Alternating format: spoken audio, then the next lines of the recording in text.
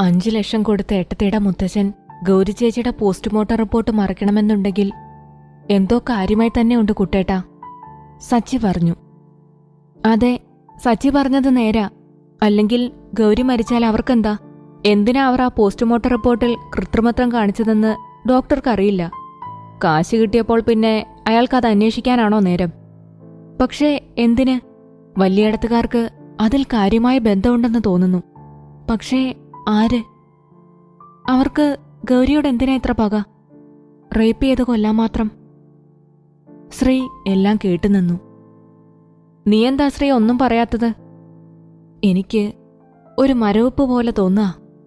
വലിയടത്തുള്ളവർക്ക് എന്റെ ഗൗരിയുടെ മരണത്തിൽ പങ്കുണ്ടെങ്കിൽ അരുൺ, സച്ചി, ഞാനിനി എങ്ങനെ രാധികയെ നോക്കിക്കാണുമെന്ന് എനിക്കറിയില്ല. എനിക്ക് ദേഷ്യം വന്നാ ഞാൻ ചിലപ്പോൾ അവളെ തല്ലിയെന്ന് വരും, കൊന്നെന്ന് വരും. എനിക്ക് വയ്യടാ. ഞാൻ പോവാ ബാംഗ്ലൂർക്ക്. ഗൗരിയുടെ മരണമോ വൈശാഖനോ നീലിമയോ മഹേന്ദ്രനോ ഒന്നും എനിക്കറിയണ്ട. ഞാൻ പോവാ. എനിക്കിവിടെ നിൽക്കാൻ വയ്യ. ഞാൻ അനുഭവിക്കുന്ന ഫ്രസ്ട്രേഷൻ അതെത്രത്തോളം എനിക്ക് മാത്രമേ അറിയൂ. ശ്രീ, നീയാണോ എനിക്കിതൊന്നും വയ്യെന്ന് പറയുന്നേ? അൺബിലീവബിൾ മാൻ. ഇതെല്ലാം പാതിക്കിട്ടേച്ചു പോയാ നിന്നെ ആ സ്വപ്നം വീണ്ടും വേട്ടയാടും. മാത്രമല്ല, ഗൗരിയുടെ മരണത്തിന് പിന്നിൽ ആരെന്ന് ശരിക്കും കണ്ടെത്താതെ നീ എങ്ങനെ രാധികയ്ക്കൊപ്പം സന്തോഷത്തോടെ ജീവിക്കും? പറഞ്ഞിടത്തോളം, കേട്ടിടത്തോളം, കണ്ടിടത്തോളം, ഏട്ടാ, നമ്മൾ അനുഭവിച്ചിടത്തോളം ഏട്ടന് ചുറ്റും വട്ടമിട്ട് കറങ്ങുന്ന ഈ 4 ആത്മാക്കളും സത്യമാണ്. ഇക്കാലത്ത് ഇതൊക്കെ പറഞ്ഞാ ആരും വിശ്വസിക്കില്ല. പക്ഷേ നമ്മൾ നേരിട്ട് കണ്ടില്ലേ, ഇതൊക്കെ സത്യമുണ്ട്. മോശം കിട്ടാതെ അലയുന്ന ആത്മാക്കളാണിത് 4. അവയ്ക്ക് മോശം കിട്ടാത്ത കാലത്തോളം ഏട്ടന് ജീവിതത്തിൽ സ്വസ്ഥത കിട്ടില്ല. ഞാനിപ്പോ എന്തു വേണമെന്നാ നിങ്ങൾ പറയുന്നേ? കണ്ടെത്തണം എല്ലാം, അരുൺ പറഞ്ഞു. കണ്ടെത്തുന്നവരെ ഞാനുണ്ട് നിന്റെ ഒപ്പം. ഞാനും, സച്ചിയും പറഞ്ഞു. ശരി, നമ്മളിതെല്ലാം അവസാനിപ്പിക്കും. നമുക്ക് കുറച്ച് കാര്യങ്ങൾ പ്ലാൻ ചെയ്യാനുണ്ട്. അത് മനയ്ക്കൽ പോകുന്ന വഴി ഡിസ്കസ് ചെയ്യാം. ശ്രീനാഥ് റൂമിലേക്ക് വരുമ്പോൾ രാധിക ബുക്ക് തുറന്നു വെച്ച് ഉറക്കം തൂങ്ങുകയായിരുന്നു. ശ്രീനാഥ് ശബ്ദമുണ്ടാക്കാതെ റൂമിലേക്ക് കടന്നു ചെന്നു. ശ്രീനാഥ് ഇതുവരെ നടന്നതെല്ലാം ആലോചിച്ചു. ഗൗരിക്കു വേണ്ടി രാധികയെ വിവാഹം കഴിച്ചതും മഹേന്ദ്രന്റെ കയ്യിൽ നിന്ന് രക്ഷിക്കാൻ രാധികയെ ശാരീരികമായി സ്വന്തമാക്കിയതുമെല്ലാം. ഇനി എന്താ? ശ്രീനാഥ് ആലോചിച്ചു. Gauri, I need your help. ആരാ നിന്നെ കൊന്നത്? അതേപോലെ മഹേന്ദ്രനെ ആരാ കൊന്നത്? നീലിമയെയും. ശ്രീയേട്ടാ, എപ്പോഴാ വന്നേ? രാധിക ബുക്കിൽ നിന്ന് തല ഉയർത്തി ചോദിച്ചു. കുറച്ചു നേരായി. നീ ഉറങ്ങുമായിരുന്നു, അതാ വിളിക്കാതിരുന്നേ. ഉറങ്ങിപ്പോയി ഞാൻ. കല്യാണമൊക്കെ ആയിട്ട് ബുക്ക് തുറന്നിട്ടേയില്ല. തുറന്നപ്പോ നല്ല ഉറക്കം വന്നു. ആ, അത് നന്നായി. നാളെ ഒരു ദിവസം നമ്മുടെ ഹോസ്പിറ്റലിൽ HR ആവാനുള്ളതാ നിനക്ക്, ശ്രീനാഥ് പറഞ്ഞു. രാധിക ചിരിച്ചു. നീ ഇവിടെ ഇരുന്ന് പഠിച്ചോ, ഞാൻ താഴെ കാണും. ശ്രീ റൂമിൽ നിന്ന് പോയി. കുറച്ചുനേരം കഴിഞ്ഞപ്പോൾ രാധിക താഴേക്ക് വന്നു. അമ്മേ, ശ്രീയേട്ടൻ എവിടെ? രാധിക ശ്രീജയോട് ചോദിച്ചു.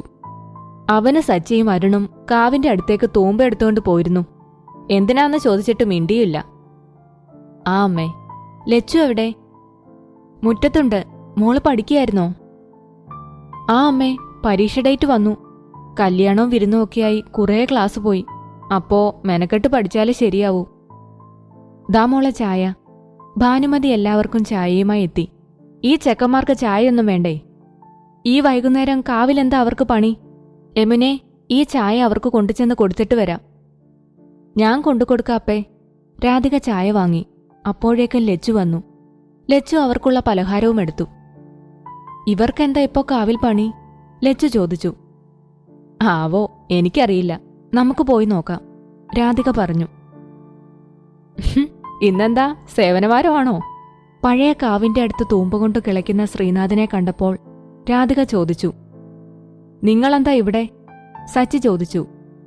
ചായയായി വന്നതാ, ലച്ചു പറഞ്ഞു. നന്നായി, ഇനി ചായ കുടിച്ചിട്ടാകാം. അരുൺ തൂമ്പ ഒരിടത്ത് വെച്ചു. എടാ മതി, ഇനി ചായ കുടിക്കാം. ശ്രീയും അരുണും സച്ചിയും കുളത്തിലേക്ക് പോയി കൈയും കാലും കഴുകി വന്നു. എല്ലാവരും ചായ കുടിക്കുമ്പോൾ രാധിക കാവിലേക്ക് നോക്കിയിരുന്നു. വീണ്ടും ചുവന്ന വെളിച്ചം രാധിക കണ്ടു. വേറെ ആരും അത് ശ്രദ്ധിക്കുന്നില്ല എന്ന് രാധികയ്ക്ക് മനസ്സിലായി. ചായ കുടിച്ചു കഴിഞ്ഞ് എല്ലാവരും എഴുന്നേറ്റ് വീണ്ടും കിളയ്ക്കാൻ തുടങ്ങി. രാധിക മെല്ലെ കാവിനടുത്തേക്ക് പോയി. ചുവന്ന വെളിച്ചം കാണുന്നിടത്ത് രാധിക ചെന്ന് നിന്നു. മണ്ണിന്റെ അടിയിൽ നിന്നായിരുന്നു ആ വെളിച്ചം വരുന്നതെന്ന് രാധികയ്ക്ക് മനസ്സിലായി. ഇവരാരും ഈ വെളിച്ചം കണ്ടില്ലേ? രാധിക എല്ലാവരെയും നോക്കി. ശ്രീ പറമ്പിൽ എന്തോ തിരയുകയായിരുന്നു. അരുണും സച്ചിയും കിളയ്ക്കുകയും. ലച്ചു ചായ ഗ്ലാസായി തിരികെ പോയി. രാധിക ആ വെളിച്ചം എന്തെന്നറിയാൻ ചുറ്റും നോക്കിയപ്പോൾ പടർപ്പുകൾ വെട്ടിക്കളയാൻ കൊണ്ടുവന്ന കത്തി കണ്ടു. രാധിക അതെടുത്ത് അവിടം കുഴിക്കാൻ തുടങ്ങി. കുറേ നേരം കുഴിച്ചപ്പോൾ എന്തോ രാധികയുടെ കയ്യിൽ തടഞ്ഞു. മോതിരം, രാധിക പറഞ്ഞു. ചുവന്ന കല്ലുവെച്ച ഒരു സ്വർണമോതിരമായിരുന്നു അത്. രാധിക അതെടുത്തു നോക്കി. എന്തു ഭംഗിയാ, രാധിക മനസ്സിൽ പറഞ്ഞു. ഞാൻ വീട്ടിലേക്ക് പോവാ ശ്രീയേട്ടാ, രാധിക വിളിച്ചു പറഞ്ഞു. ആ, സൂക്ഷിച്ചു പോ. നല്ല റിങ്. ശ്രീയേട്ടനോട് ഇതിട്ടു തരാൻ പറയണം. രാധിക മോതിരവുമായി നടന്നു. ആഹാരം കഴിച്ചു കഴിഞ്ഞ് ശ്രീനാഥും രാധികയും റൂമിലേക്ക് ചെന്നു. ശ്രീയേട്ടാ, 1 മിനിറ്റ്, രാധിക പറഞ്ഞു. എന്തേ? രാധിക ഒരു ബോക്സ് തുറന്ന് മോതിരം പുറത്തെടുത്തു. കഴുകി വൃത്തിയാക്കിയപ്പോൾ അതിന്റെ ഭംഗി ഒന്നുകൂടെ കൂടിയെന്ന് രാധികയ്ക്ക് തോന്നി. ഇതൊന്ന് ഇട്ടു തരുവോ എന്റെ വിരലിൽ? ശ്രീനാഥ് ആ മോതിരം വാങ്ങി നോക്കി. നല്ല ചന്തമുണ്ടല്ലോ, ഇതെവിടുന്നാ? അതൊക്കെയുണ്ട്, ഇട്ടുതാ, രാധിക കൈനീട്ടി. ശ്രീനാഥ് രാധികയുടെ വിരലിൽ ആ മോതിരം അണിയിച്ചു. ആഹാ, നല്ല ചേർച്ചയുണ്ട് നിന്റെ വിരലിന് ഈ മോതിരം. ഇത് നിന്റെയാണോ? പെട്ടെന്നാണ് രാധിക തലകറങ്ങി വീണത്. രാധു, ശ്രീ രാധികയെ താങ്ങിപ്പിടിച്ച് കട്ടിലിൽ കിടത്തി. രാധു, രാധു, ശ്രീ രാധികയെ തട്ടി വിളിച്ചു. രാധിക കണ്ണു തുറന്നു. ഉണ്ണിയേട്ടാ, രാധിക വിളിച്ചു. ഉണ്ണിയേട്ടനോ? രാധു, ഞാനാ, ശ്രീനാഥ്. രാധു, ഉണ്ണിയേട്ടാ, എനിക്ക് ഏട്ടന്റെ സമ്മതമില്ലാതെ വിവാഹം വേണ്ട. ഉണ്ണിയേട്ടനെ എനിക്കിഷ്ടാ. പക്ഷെ ഏട്ടൻ പാവമല്ലേ ഏട്ടൻ? രാധിക കരഞ്ഞു. രാധു, നീ എന്തൊക്കെയാ പറയുന്നേ? ശ്രീനാഥ് ഒച്ചയെടുത്തു. രാധികയ്ക്ക് വീണ്ടും കാഴ്ച മങ്ങുന്നതായി തോന്നി. രാധു, രാധു, ശ്രീയേട്ടാ. രാധിക കണ്ണു തുറന്നു. എന്താ രാധു, എന്താ പറ്റിയത്? എനിക്ക് തലവേദനിക്കുന്നു. രാധിക തലയിൽ കൈവച്ചിരുന്നു. ആരാ ഉണ്ണിയേട്ടൻ? ബാം പുരട്ടിക്കൊടുക്കുമ്പോൾ ശ്രീനാഥ് ചോദിച്ചു. ആരാ? നീയല്ലേ ഉണ്ണിയേട്ടെന്ന് പറഞ്ഞേ? നിന്റെ എക്സങ്ങാണോ ആണോ? ശ്രീനാഥ് കള്ളച്ചിരിയോടെ ചോദിച്ചു. എനിക്ക് എക്സും ഇല്ല വയ്യും ഇല്ല. ആരാ ഉണ്ണിയേട്ടൻ? രാധിക ചോദിച്ചു. ആവോ, ഏതോ ഒരു ഉണ്ണി. ഇപ്പൊ കുറവുണ്ടോ? കുറവുണ്ട്. രാധിക ശ്രീയുടെ കൈപിടിച്ച് ചുംബിച്ചു. വേണ്ട മോളെ, വേണ്ട മോളെ. ശ്രീനാഥ് ചിരിച്ചു. അയ്യടാ. രാധിക എഴുന്നേൽക്കാൻ പോയതും ശ്രീനാഥ് രാധികയുടെ കൈ പിടിച്ചു. വിട് ഉണ്ണിയേട്ടാ, ഞാൻ പറഞ്ഞില്ലേ നമുക്കിടയിൽ ഇതൊന്നും വേണ്ട. രാധു, ശ്രീനാഥ് വിളിച്ചു. എന്താ ശ്രീയേട്ടാ? രാധിക തിരിഞ്ഞു നോക്കി. നത്തിങ്. ശ്രീനാഥ് പരിഭ്രമത്തോടെ നോക്കി. ശ്രീയേട്ടാ, ഞാൻ കുറച്ചുനേരം പഠിക്കട്ടെ. രാധിക ബുക്സ് എടുത്ത് മട്ടുപ്പാവിൽ പോയിരുന്നു. ആരാ ഉണ്ണിയേട്ടൻ? അവളെന്താ ഇടയ്ക്ക് പറയുന്നേ? ശ്രീനാഥിന്റെ മനസ്സിൽ വീണ്ടും ഭയം വന്നുകൂടി. കുറച്ചു നേരത്തിന് ശേഷം ശ്രീനാഥ് മട്ടുപ്പാവിൽ പോയി രാധികയ്ക്ക് മുൻപിൽ തൂണു ചാരിയിരുന്നു. എന്തേ? രാധിക ചോദിച്ചു. വാ, മതി പഠിച്ചത്, എനിക്ക് ഉറക്കം വരുന്നു. ശ്രീനാഥ് കോട്ടുവായിട്ടു. രാധിക എഴുന്നേറ്റ് ശ്രീനാഥിന്റെ അടുത്തു വന്നു. ശ്രീനാഥിന്റെ മേലേക്ക് ചാരിയിരുന്നു. ശ്രീ 2 കൈകൊണ്ടും രാധികയെ ചേർത്തു പിടിച്ചു. അവിടെ ഇരുന്നാൽ പറമ്പും കാവും വ്യക്തമായി കാണാമായിരുന്നു. രാധിക കാവിലേക്ക് നോക്കിയിരുന്നു. എന്താ ഒന്നും മിണ്ടാത്ത രാധു? ഇങ്ങനെ ഇരിക്കാൻ നല്ല സുഖം ശ്രീയേട്ടാ. മെല്ലെ കാറ്റ് വീശുന്നുണ്ടായിരുന്നു. ശ്രീനാഥ് രാധികയുടെ അഴിഞ്ഞുകിടക്കുന്ന മുടി മുന്നിലേക്കിട്ടു. രാധികയുടെ പിൻകഴുത്തിലെ മറുകിൽ ചുണ്ടുകൾ അമർത്തി. രാധികയിൽ നിന്ന് ശബ്ദമുയർന്നു. ശ്രീനാഥിന്റെ കണ്ണുകൾ വിടർന്നു. രാധികയ്ക്ക് ചന്ദനത്തിന്റെ മണമായിരുന്നു. ശ്രീനാഥ് ഒന്നുകൂടി രാധികയെ മുറുകെ പിടിച്ചു. നിന്നെ എനിക്ക് ഏതിരുട്ടിലും മനസ്സിലാകും എന്റെ പെണ്ണേ. അതെങ്ങനെ? ഗൗരി മുഖം വീർപ്പിച്ചു. ഈ ചന്ദനത്തിന്റെ മണം അത് ഒളിപ്പിക്കാനാവില്ലല്ലോ നിനക്ക്. ശ്രീനാഥിന്റെ കണ്ണുകൾ നിറഞ്ഞു. രാധിക ശ്രീനാഥിനെ തിരിഞ്ഞു നോക്കി. ശ്രീനാഥിന്റെ നിറഞ്ഞ കണ്ണുകളിൽ രാധിക ചുംബിച്ചു. ഇനിയും ഈ മനസ്സ് ഗൗരിയെ ഓർത്ത് വിഷമിച്ചാൽ ഞാൻ തോറ്റുപോകും ശ്രീയേട്ടാ. രാധിക ശ്രീയുടെ നെഞ്ചിലേക്ക് ചാഞ്ഞു. ഇല്ലടാ. ശ്രീനാഥ് കണ്ണുകൾ തുടച്ചു. ഗൗരി എനിക്ക് തന്നതാ നിന്നെ ഞാൻ വേദനിപ്പിക്കില്ല. എനിക്കൊരു പാട്ട് പാടിത്തരുവോ? ഗൗരിക്ക് ഇഷ്ടമുള്ള ഒരു പാട്ട് രാധിക ചോദിച്ചു. ശ്രമിക്കാൻ ഞാൻ. മറക്കുമോ നീ എൻ്റെ മൗനരാഗം, ഒരു നാളും നിലയ്ക്കാത്ത വേണുഗാനം, കാണാതിരുന്നാൽ കരയുന്ന മിഴികളെ, കാണുമ്പോഴെല്ലാം മറക്കുന്ന ഹൃദയമേ, തെളിയാത്ത പേന കൊണ്ട് എൻ്റെ കൈവെള്ളയിൽ എഴുതിയ ചിത്രങ്ങൾ മറന്നുപോയോ? വടക്കിനി കോലായിൽ വിഷുവിളക്കണയാതെ ഞാൻ തന്ന കൈനീട്ടം ഓർമ്മയില്ലേ? വിട പറഞ്ഞകന്നാലും മാടി മാടി വിളിക്കുന്നു മനസ്സിലെ 100 മയിൽപ്പീലികൾ. ഒന്നു തൊടുമ്പോൾ നീ താമരപ്പൂ പോലെ മിഴികൂമ്പി നിന്നൊരാ സന്ധ്യകളും. മുറിവേറ്റ കരളിനു മരുന്നായി മാറുന്നിൻ 1000 നാവുള്ള സ്വാന്തനവും. മറക്കാൻ കൊതിച്ചാലും തിരിനീട്ടി ഉണർത്തുന്നു മിഴി നിറഞ്ഞൊഴുകുന്ന പ്രിയ നൊമ്പരം. ശ്രീനാഥ് അറിയാതെ കരഞ്ഞു. ഒപ്പം രാധികയും. എന്നോട് ക്ഷമിക്കു ശ്രീയേട്ടാ. ഞാൻ വലിയ തെറ്റാ ചെയ്തത് ശ്രീയേട്ടനോട്. ഒരിക്കലും ഗൗരിയുടെ ഓർമ്മകളെ ഞാൻ ഇല്ലാതാക്കാൻ പാടില്ലായിരുന്നു. എന്നെ വെറുക്കരുത്. രാധിക കരഞ്ഞു. ഏയ് ഇല്ല, നിന്നെ വെറുക്കാനോ? നീയിപ്പോ ഗൗരിയേക്കാൾ വലിയ സ്ഥാനത്താ.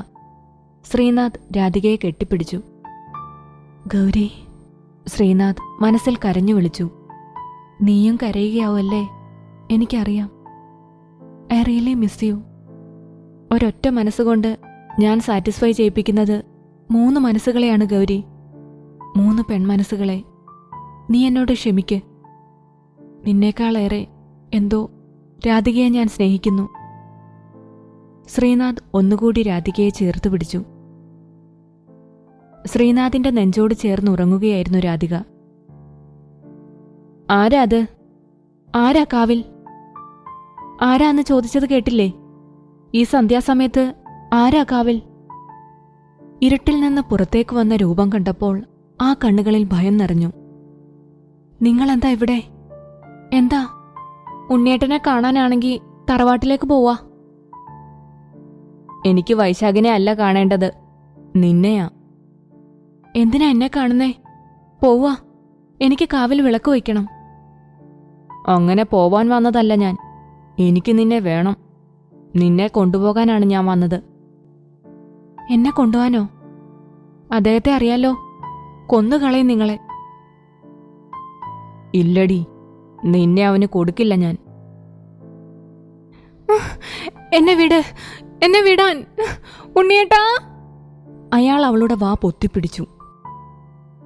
വിട്, വിട്, വിടാൻ.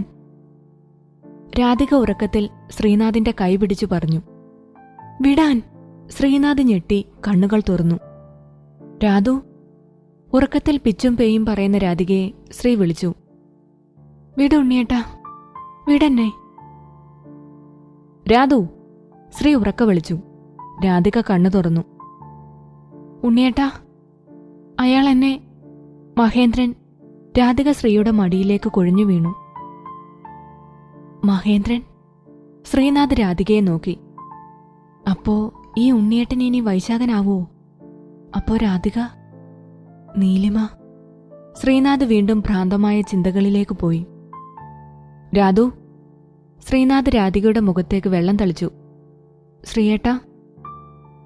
അറിയോക്കെ? എനിക്ക് വെള്ളം വേണം കുടിക്കാൻ. ഇതാ. രാധിക വെള്ളം വാങ്ങി കുടിച്ചു. എന്താ രാധു? എന്താ നീ സ്വപ്നം കണ്ടേ?